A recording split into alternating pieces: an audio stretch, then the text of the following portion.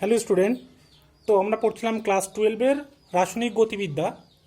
তো সেখানে আমরা শূন্যক্রম, প্রথম ক্রম, অর্ডার সম্পর্কে পড়া হয়েছে।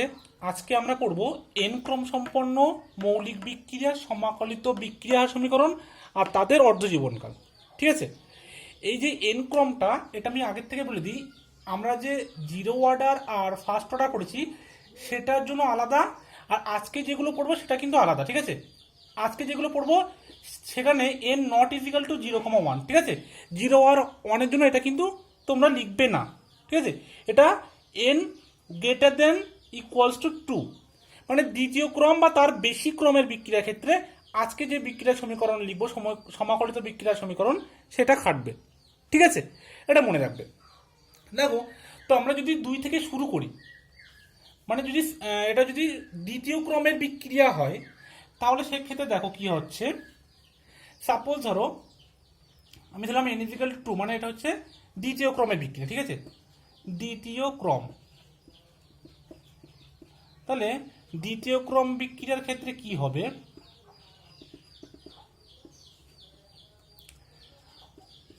এই যে এ থেকে বিক্রিয়াজাত পদার্থ উৎপন্ন হচ্ছে, এর রেটটা আমরা কিভাবে দুভাবে লিখতে পারি, তাই তো? তাহলে এর যে বিক্রিয়া হার,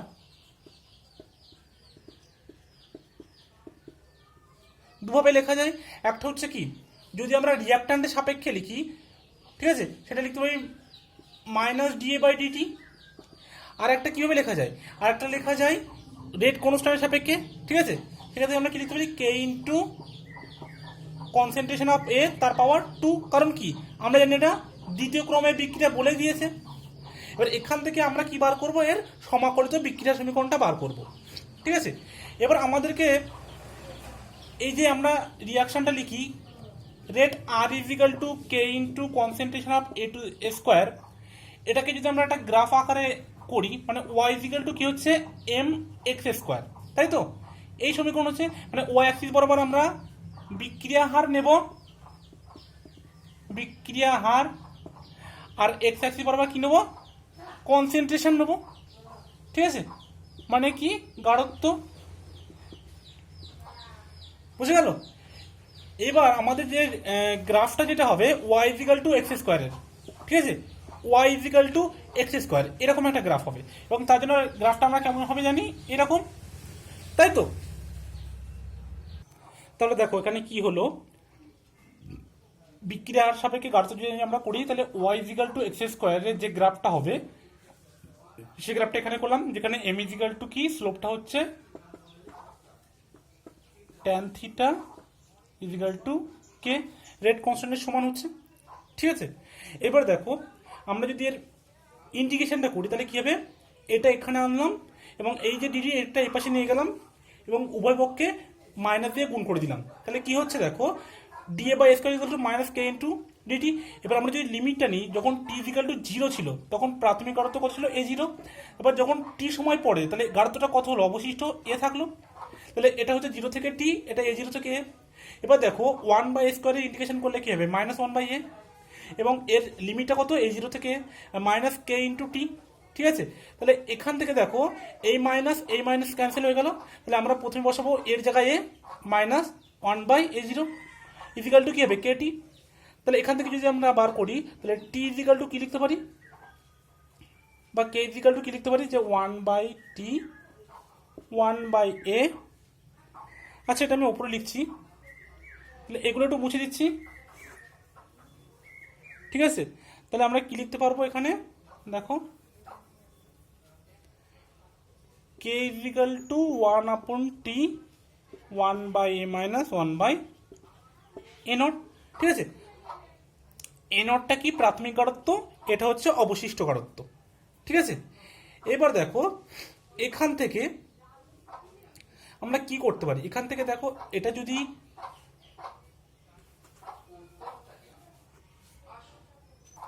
এইবার যদি আমরা এই রিয়াকশান থেকে, মানে এই যে সমীকরণটা পেলাম এর থেকে যদি আমরা অর্ধজীবনকালটা বার করতে যাই, মানে তখন টিটা আমি এখানে নিয়ে আসলাম, কেটা এখানে নিয়ে গেলাম, টি এর জায়গায় আমরা বসাবো টি হাফ, তাই তো? তাহলে টি হাফ ইজিক্যাল টু কি হবে, 1/a।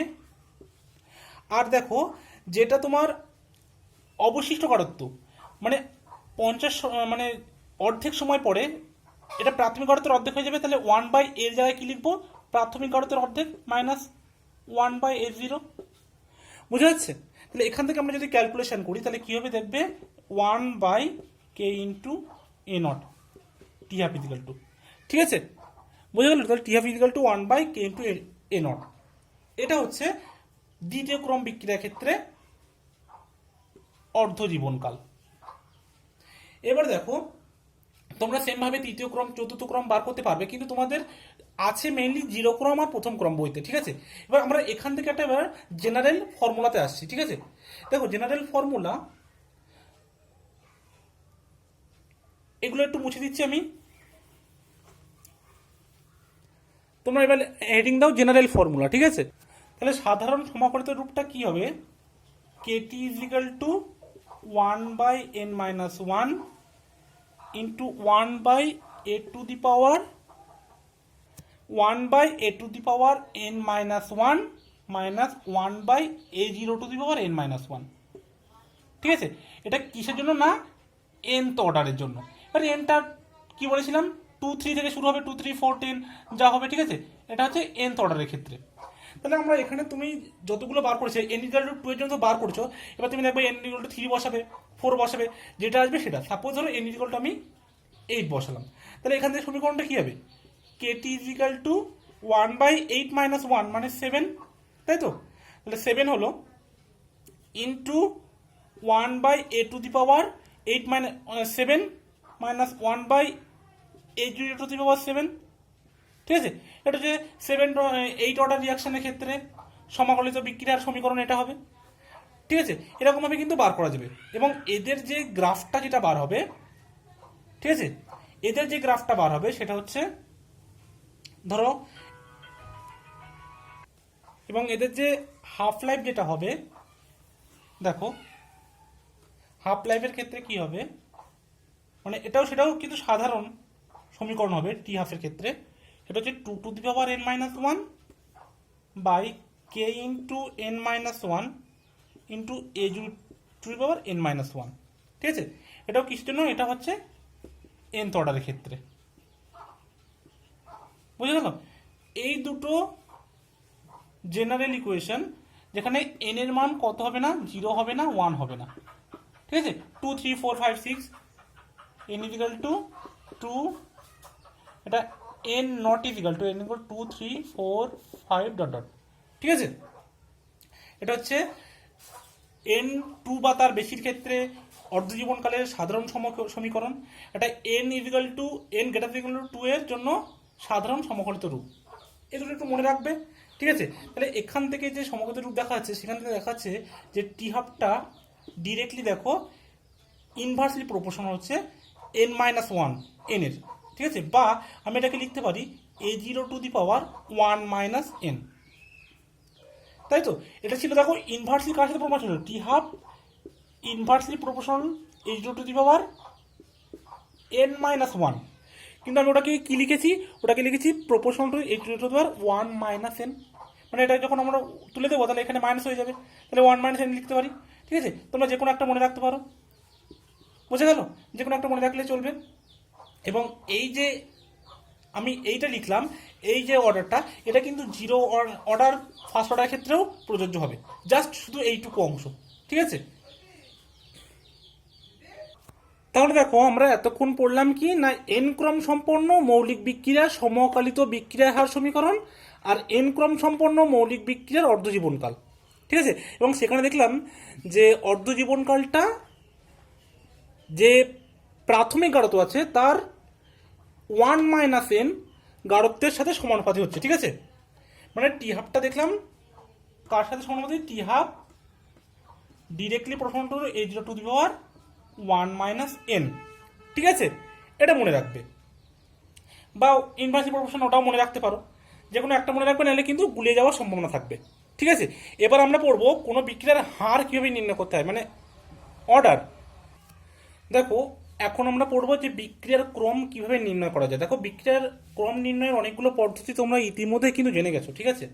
যেমন আমি যতগুলো প্রথম ক্রম দ্বিতীয় ক্রম পড়িয়েছি, বা জিরো ক্রমের ক্ষেত্রে সেখানে বিভিন্ন লেখচিত্র আমি এঁকেছি, সেই লেখচিত্র থেকে তোমরা বার করতে পারবে যে লেখচিত্র দেখে আমরা কিভাবে বুঝবো যে অর্ডার মানে কোন ক্রমের বিক্রিয়া। ঠিক আছে, তাই জন্য তোমাদেরকে লেখচিত্রগুলো জানতে হবে, যে লেখচিত্রগুলো অলরেডি আমি দিয়ে দিয়েছি।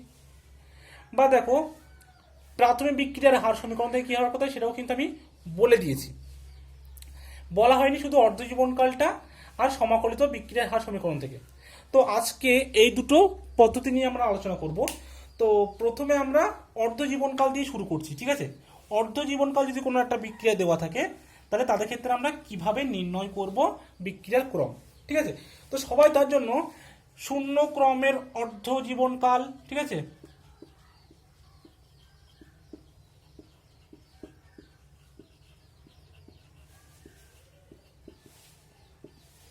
প্রথম ক্রমের অর্ধজীবনকাল আর দ্বিতীয় ক্রমের তো আমি একটু আগেই করালাম। ঠিক আছে, অর্ধজীবনকালগুলো মনে রাখবে। দেখো শূন্য ক্রমের ক্ষেত্রে টি হাফটা কিসের সমান হয়? টি হাফ ইজিক্যাল টু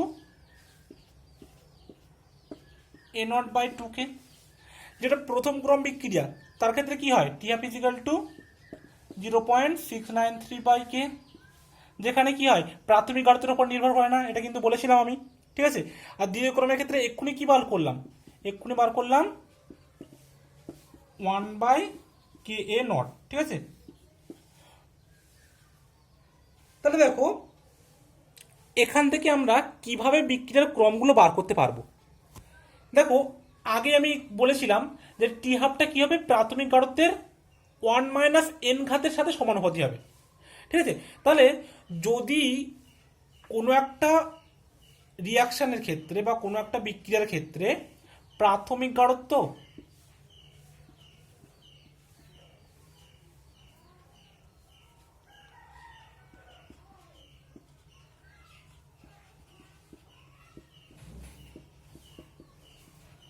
আর অর্ধজীবনকাল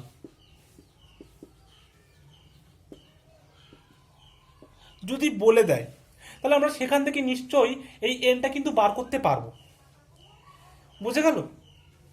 যদি প্রাথমিক গাঢ়তা দেখাচ্ছে এক্স ওয়াই বলে দিল, অর্ধজীবনকাল দেখাচ্ছে T1 T2 বলে দিল, তাহলে কিন্তু সেখান থেকে আমরা এই এই সমীকরণ থেকে আমরা কিন্তু ক্রমটা বার করতে পারবো। ঠিক আছে, মানে দেখো এখান থেকে আমরা কি করতে পারি। ধরো কোনো একটা প্রাথমিক গাঢ়তা এক্স বলেছে, সেখানে সময় অর্ধজীবনকাল T1। কোনো একটা প্রাথমিক গাঢ়তা ওয়াই বলেছে, সেখানে বলেছে অর্ধজীবনকাল T2। তাহলে আমরা যদি এই ইকুয়েশন ব্যবহার করি তাহলে T1/T2 ইজিক্যাল টু কি হবে? দেখো x/y two the power 1 - n। এবার আমরা এটা জানি, এটা জানি, এটা জানি, এটা জানি, তাহলে সেখান থেকে নিশ্চয়ই আমরা এই 1 - n থেকে n এর ভ্যালুটা বার করতে পারবো এবং সেটা হচ্ছে এই বিক্রিয়ার ক্রম হবে। তাই তো? দেখো একটা ম্যাথ দিচ্ছি, সেই ম্যাথ থেকে খুব ভালো হবে পরিষ্কারটা। সাপোজ ধরো বলেছে কোনো একটা বিক্রিয়ার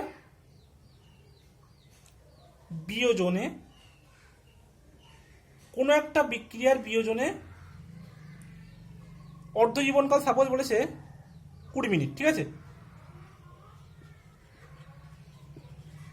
অর্ধজীবনকাল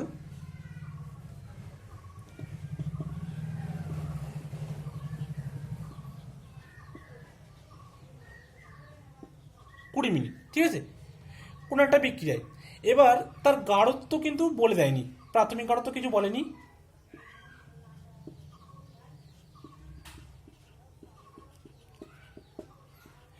সাপোজ বললো যদি আমরা বিক্রিয়ার গাঢ়ত্বটাকে দ্বিগুণ করি, ঠিক আছে, তাহলে ধরো অর্ধজীবনকালটা হচ্ছে 10। তাহলে সাপোজ আমরা ধরছি প্রাথমিক গাঢ়ত্ব এ, তাহলে প্রাথমিক গাঢ়ত্বটাকে যদি বলেছে দ্বিগুণ করে তাহলে আমরা অর্ধজীবনকাল পাচ্ছি 10। তাহলে বিক্রিয়াটি কত অর্ডারের হবে? তাহলে আমরা দেখো এখান থেকে কীভাবে বার করব। আমরা করব কি, এটা ধরো অর্ধজীবনকাল টি হাফ, তো এটা ধরো T1, এটা ধরো T2। তাহলে আমরা যে সূত্রটা লিখলাম, তাহলে আমরা কি করবো? ব্যাস T1/T2 ইজিক্যাল টু এটা A/2A two the power 1 - n। এবার T1 T2 তো বলে দিয়েছে, T1 T2টা কত? T1 বলেছে 20, T2 বলেছে 10।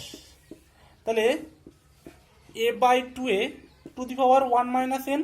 তাহলে A কেটে গেল, জিরো জিরো কেটে গেল, তাহলে 2^1 ইজিক্যাল টু 2^, এটা ওপরে আসলে মাইনাস হয়ে যাবে 2^n-1, মানে কি, তাহলে আমরা এখান থেকে কি পাচ্ছি, অর্থাৎ n-1 is equal to 1 or n is equal to 1 + 1 is equal to 2, মানে কি, এটা ছিল এটা দ্বিতীয় ক্রমের বিক্রিয়া। ঠিক আছে, কিন্তু আমরা এইভাবে কোনো একটা অর্ধ জীবনকাল যদি দিয়ে দেয় তার থেকে কিন্তু আমরা এইভাবে বার করব, বুঝে গেল। এবার আসছি আমরা সমাকলিত বিক্রিয়ার হার সমীকরণ থেকে কিভাবে বার করা যায়। গ্রাফিক্যাল যেটা লেখচিত্রটা বলে দিয়েছি, সমাকলিত বিক্রিয়ার সমীকরণ থেকে কিভাবে করা যায়। দেখো সেখানে তোমার প্রাথমিক গাঢ়ত্বটা বলে দেবে, ঠিক আছে, এরকম একটা ছক দিয়ে দেবে গাঢ়ত্বের সাথে সময়ের, ধরো এখানে এরকম লেখা থাকবে গাঢ়ত্ব, এখানে লেখা থাকবে সময়, সেখানে এরকম একটা টেবিল আকারে দিয়ে দিল। তারপর ধরো তিনটে তোমার ডাটা দিয়ে দিল, যে কোনো তিনটে ডাটা। ধরো এখানে যখন গাঢ়ত্ব ছিল এক্স, তখন এখানে সময় ছিল t1, এখানে হলো গাঢ়ত্ব হলো ওয়াই, এখানে হলো t2, এখানে হলো জেড, এখানে হলো t3, এরকম একটা গাঢ়ত্বের সাথে সময়টা টেবিল দিয়ে দেবে। এবার দেখো আমাদেরকে তার জন্য কী করতে হবে, যতগুলো পরীক্ষায় বা এক্সামে দেয় বেশিরভাগ ক্ষেত্রে ফার্স্ট অর্ডার আর নইলে জিরো অর্ডার। ঠিক আছে, তোমাদের তো সিলেবাসে মোটামুটি প্রথম ক্রম আর শূন্য ক্রমের বিক্রিয়াই আছে বেশিরভাগ, তো সেকেন্ড অর্ডার বা থার্ড অর্ডার কিন্তু খুবই কমই থাকে। তাহলে আমরা প্রথম ক্রমের আগে চেক করব, তারপরে শূন্য ক্রম।